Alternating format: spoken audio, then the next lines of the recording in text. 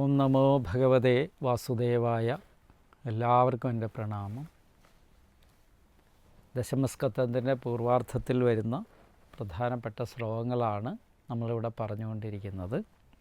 അടുത്തത് പറയുകയാണ്: തഥാന തേ മാധവ താവകാഹ ക്വചിത് പ്രശ്യന്തി മാർഗാത് ത്വയി ബദ്ധ സൗഹൃദാഹ ത്വയാഭിഗുപ്ത വിചരന്തി നിർഭയ വിനായകാനീക ഇപ മൂർത്തസു പ്രഭോ.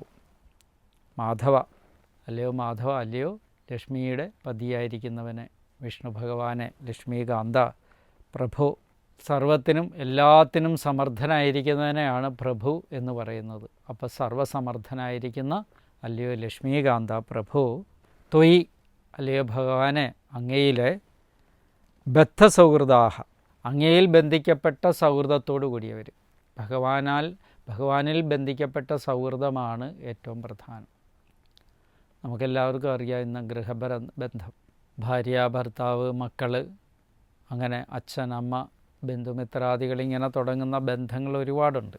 അതൊരു നമ്മുടെ ഒരു കാലഘട്ടത്തിലൂടെ നമ്മളിങ്ങനെ ആ ബന്ധങ്ങളിലൂടെ മുന്നോട്ട് പോകുമ്പം കുറച്ച് നാൾ കഴിയുമ്പം ചില വിടവുകളൊക്കെ വരാം. ബന്ധത്തിനകത്ത് പരസ്പരമുള്ള അകൽച്ചകൾ വരാം. ഈ അകൽച്ച നിലനിർത്താൻ ഒരേ ഒരു പോംവഴി ഇതാണ്. ഏത്? ഭഗവാനിൽ ബന്ധിക്കപ്പെട്ട സൗഹൃദത്തോടു കൂടിയവരായിത്തീരുക. ഭഗവാനിൽ മനസ്സ് ബന്ധിക്കപ്പെടണം.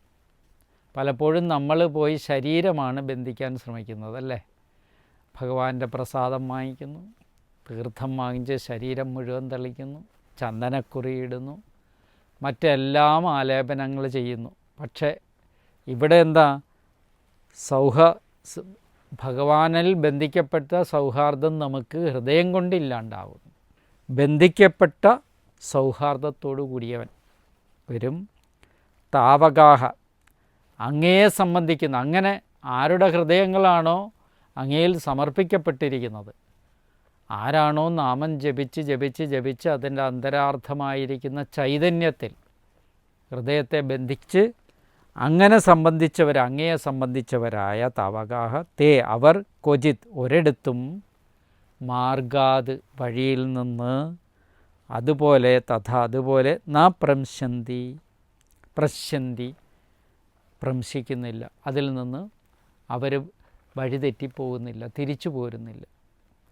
ഭഗവാനുമായിട്ട് ആർക്ക് സൗഹൃദം വച്ചിരിക്കുന്നു, ഭഗവാനിൽ ആരാണോ ഹൃദയത്തെ സമർപ്പിച്ചിരിക്കുന്നത്, ആരുടെ കർമ്മങ്ങളാണോ അത്രയും ഭഗവാനിൽ സമർപ്പിക്കപ്പെട്ടവരായിരിക്കുന്നത്, അങ്ങനെയുള്ളവർ ഒരു കാലത്തും വഴിതെറ്റിപ്പോകുന്നില്ല എന്നർത്ഥം.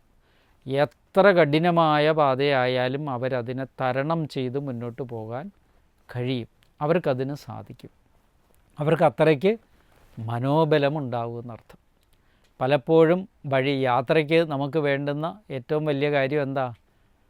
മനോബലമാണ് ഏറ്റവും പ്രധാനം. എത്ര ക്ഷീണം വന്നാലും അതിനെ അതിജീവിക്കുവാൻ നമുക്ക് സാധിക്കണം. മനോബലം ഉണ്ടായിരിക്കണം. അങ്ങനെ മനോബലമുള്ളവരാണ് ഈ പറഞ്ഞിരിക്കുന്ന ഭഗവാനിൽ സൗഹൃദമുള്ള, ഭഗവാനിൽ ഹൃദയത്തെ സമർപ്പിച്ചിരിക്കുന്ന ഭക്തന്മാർ.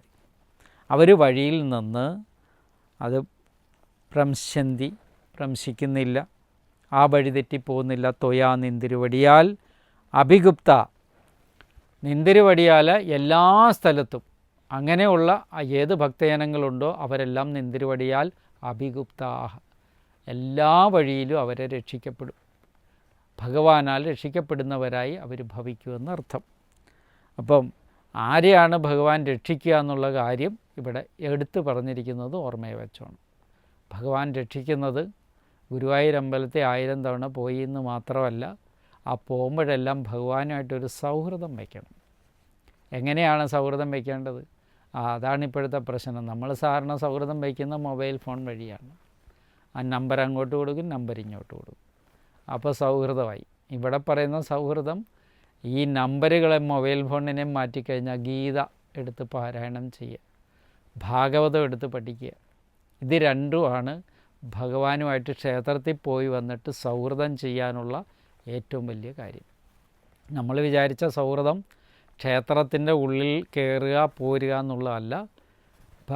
പോയി വന്നു കഴിഞ്ഞാലും ഭഗവാനുമായിട്ടുള്ള സൗഹൃദം, ഭഗവാനെക്കുറിച്ചുള്ള ചിന്തകൾ മനസ്സിലുണ്ടാകുന്നതിന് ഏറ്റവും പ്രധാനപ്പെട്ട ഒന്ന് എന്താണെന്ന് ചോദിച്ചു കഴിഞ്ഞാൽ ഭാഗവതവും ഭഗവത്ഗീതയൊക്കെ പഠിക്കുക, പുരാണ ഗ്രന്ഥങ്ങളിലെല്ലാം പറഞ്ഞിരിക്കുന്ന അർത്ഥത്തെ മനസ്സിലാക്കുക എന്നുള്ളത് ഏറ്റവും പ്രധാനമാണ്. അതുകൊണ്ട് എല്ലാ സ്ഥലത്തും അഭിഗുപ്ത, എല്ലാ സ്ഥലത്തും രക്ഷിക്കപ്പെടുന്നവരായി, നിർഭയാഹ, ഭയമില്ലാത്തവരായി, വിനായകാനീക മൂർത്തസ്സു, വിഘ്നഹേതുഭൂതന്മാരായിരിക്കുന്ന ദേവന്മാരുടെ, ദേവസമൂഹങ്ങളുടെ മൂർധാവൽ ശിരസ്സുകളിൽ വിചരന്തി, വിശേഷേണ സഞ്ചരിക്കുന്നു. അവർക്ക് യാതൊരു ഭയവുമില്ലാതെ ദേവതകൾ അവരുടെ വഴിയിലുണ്ടായിരിക്കുന്ന എല്ലാവിധത്തിലുള്ള തടസ്സങ്ങളെയും മാറ്റി ആപസമുദ്രത്തിൽ നിന്ന് അവരെ എളുപ്പത്തിൽ രക്ഷിക്കുന്നു. ഭഗവാനെ ശരണം പ്രാപിച്ചവർക്ക് എന്നർത്ഥം. ഇവിടെ ഭഗവാനെ ഭജിക്കുന്നവർ തത്വജ്ഞാനമില്ലാത്തവരും സ്വധർമ്മത്തെ ഉപേക്ഷിച്ചവരും പാതകങ്ങൾ ചെയ്തു വരുന്നവരെങ്കിലും അധപ്പതിക്കില്ലെന്നാണ് ഇവിടെ പറഞ്ഞതിൻ്റെ അർത്ഥം. ഇനി തത്വജ്ഞാനമില്ല, സ്വന്തം കർമ്മമണ്ഡലത്തിൽ ഒരുപാട് വ്യതിചലിച്ചാലും അവർ ഭഗവാനെ ഭജിക്കുന്നുണ്ടോ ഉറപ്പായിട്ടും അവർക്ക് എന്തായിരിക്കും? ഈ പറഞ്ഞിരിക്കുന്ന അധപ്പതിക്കാത്ത ഭക്തി ലഭിക്കും, നേരായ വഴിയിലേക്കുള്ള ഭക്തി ലഭിക്കും. ഭക്തിഹീനന്മാർ അഹങ്കാരാദികളായിട്ട് അധപ്പതിക്കുക തന്നെ ചെയ്യുമെന്നാണ് ഈ പറഞ്ഞതിൻ്റെ സാരം. അപ്പോൾ ഭക്തി ഉള്ളവർ മാത്രമാണ് എങ്ങനെയൊക്കെ ജീവിച്ചാലും ഭഗവാന്റെ അനുഗ്രഹം അവർക്ക് അവസാനം ലഭിക്കുന്നത്. ഭക്തിഹീനന്മാർക്ക് അഹങ്കാരാദികൾ കൊണ്ട് മൂടപ്പെട്ട് ഭഗവാനുമായിട്ട് യാതൊരു ബന്ധമില്ലാതെ അവരുടെ ജീവിതം നിശേഷം നശിച്ചു പോകുന്നതായിരിക്കും. അതുകൊണ്ട് ആദ്യം ഉള്ളിലെ ദോഷങ്ങളെ നിവാരണം ചെയ്യാനാണ് നമ്മൾ പഠിക്കേണ്ടത്, പ്രയത്നിക്കേണ്ടത്. ഉള്ളിലൊരുപാട് ദോഷങ്ങൾ നമുക്കുണ്ട്. അതിലേറ്റവും പ്രധാനപ്പെട്ടൊരു ദോഷത്തെ ഇവിടെ എടുത്തു പറഞ്ഞു. ഭക്തിഹീനനായിരുന്നുകൊണ്ട് അഹങ്കാരാദികളിൽ മതിമറന്ന് ചെയ്യുന്ന പ്രവൃത്തി. ഭക്തിഹീനത അഹങ്കാരാദികളെ വളർത്തുകയേ ഉള്ളൂ നമ്മുടെ ഉള്ളിൽ. അപ്പോൾ അഹങ്കാരാദികൾ ഇല്ലാതാക്കാനുള്ള ഉപായങ്ങളിലൊന്ന് ഭഗവാനെ ശരണം ഭാവിക്കുക. എന്തുവാ? ഭഗവാന്റെ പാദത്തിൽ പരപ്രേമത്തോടുകൂടി, ഭഗവാനോടുള്ള പ്രേമത്തോടു കൂടി തന്നെ നാമങ്ങൾ ജപിക്കുക, ഭജിക്കുക. ഇതാണ് ഏറ്റവും ഉത്തമം. അപ്പോൾ ഭഗവാനിൽ പരപ്രേമം ഉണ്ടാകണമെന്നുള്ള കാര്യമാണ് എടുത്തിവിടെ പറയുന്നത്. മനസ്സിലായല്ലോ? അപ്പോൾ ഇരുന്ന് വളരെ ചിന്തിച്ചുറപ്പിക്കേണ്ട ഒരു കാര്യമാണ് ഞാനിവിടെ ഈ ഭാഗവതത്തിലൂടെ ഓർമ്മപ്പെടുത്തുന്നത്. എന്തുവാ? നിരന്തരം നമ്മളുടെ മനസ്സിലുണ്ടാകുന്ന ദോഷങ്ങളിലൊന്ന് അഹങ്കാരമാണ്. എന്ത് പ്രവൃത്തി ചെയ്യുമ്പോഴും നമ്മളിൽ അഹങ്കാരം വരാം. അഹങ്കാരത്തിൻ്റെ ഇരിപ്പിടത്തിൽ കയറിയിരുന്നവൻ എത്ര ജ്ഞാനിയാണെങ്കിലും അവൻ്റെ മാർഗം അവനെ അധപ്പതിപ്പിക്കുക തന്നെ ചെയ്യും. എന്ന് പറഞ്ഞാൽ മാർഗത്തിൽ നിന്ന് അവൻ വ്യതിചലിക്കാൻ വരും. അപ്പോൾ എത്ര അജ്ഞാനിയാണെങ്കിലും അഹങ്കാരമില്ലെങ്കിൽ അവന് ശ്രേയോ മാർഗം തന്നെ ഭഗവാൻ തരും എന്നുള്ള കാര്യം സുനിശ്ചിതമായിട്ട് ഭാഗവതം ഇവിടെ വെളിപ്പെടുത്തിയിരിക്കുക. അപ്പോൾ എന്ത് കാര്യം ചെയ്യുന്നെങ്കിലും അത് ഭഗവാനിൽ അർപ്പിച്ചുകൊണ്ട് തന്നെ ചെയ്യിൻ. അഹങ്കാരത്തെ പാടെ ഉപേക്ഷിക്കുവിൻ. എത്രയധികം പ്രശ്നങ്ങളെ മനുഷ്യ സമൂഹത്തിൽ ഇല്ലാതാക്കാൻ ഈ അഹങ്കാരമില്ലായ്മ കൊണ്ട് സാധിക്കുന്നതാണ്. അഹങ്കാരമാണ് സർവ്വദോഷങ്ങളുടെയും കാരണമെന്ന് അറിഞ്ഞിട്ടുകൂടിയും അതിനെ ഉപേക്ഷിക്കാൻ തയ്യാറെടുക്കാത്ത ഭക്തരാണ് കൂടുതലും. അതിനെ ഉപേക്ഷിക്കുക തന്നെ വേണമെന്ന് ഭാഗവതം ഇവിടെ പറയുകയാണ്. എങ്ങനെയാണ്? മഹാപ്രഭുവായിരിക്കുന്ന ഭഗവാന്റെ ദാസന്മാരായിരിക്കാൻ നമുക്ക് സാധിക്കണം. പ്രഭുവിൻ്റെ ദാസന്മാരായിരിക്കുക, അതാണ് ഏറ്റവും പ്രധാനപ്പെട്ട കാര്യം. ദാസ്യഭക്തി കൊണ്ട് അഹങ്കാരം ശമിക്കും. നമുക്കിപ്പോൾ എന്തെങ്കിലും ഒരു കാര്യം അറിയാം, എന്തെങ്കിലും ഒരു പദത്തിൻ്റെ അർത്ഥം അറിയാം, അതുകൊണ്ട് തന്നെ നമുക്ക് എന്തായിരിക്കും?